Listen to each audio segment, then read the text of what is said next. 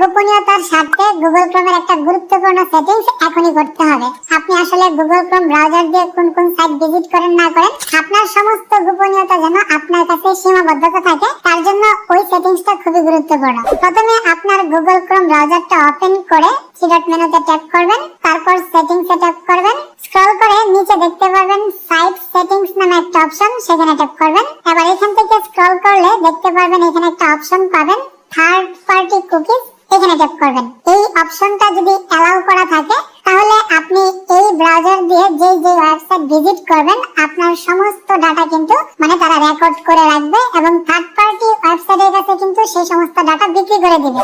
আপনি কোন সাইটে ভিজিট করেন, আপনার কোনো প্রাইভেট বা পার্সোনাল কোনো সাইটে ভিজিট করেন কিনা সেই ডাটা যেন তারা রেকর্ড করতে না পারে এবং অন্য থার্ড পার্টি ওয়েবসাইটের কাছে যেন বিক্রি করতে না পারে, তার জন্য আপনাকে ব্লক থার্ড পার্টি কুকিজ এই অপশনটা সিলেক্ট করতে হবে। আশা করছি এই সেটিংসটা প্রত্যেকের জন্য গুরুত্বপূর্ণ, প্রত্যেকেই করে নেবেন এবং ভিডিওটাকে শেয়ার করে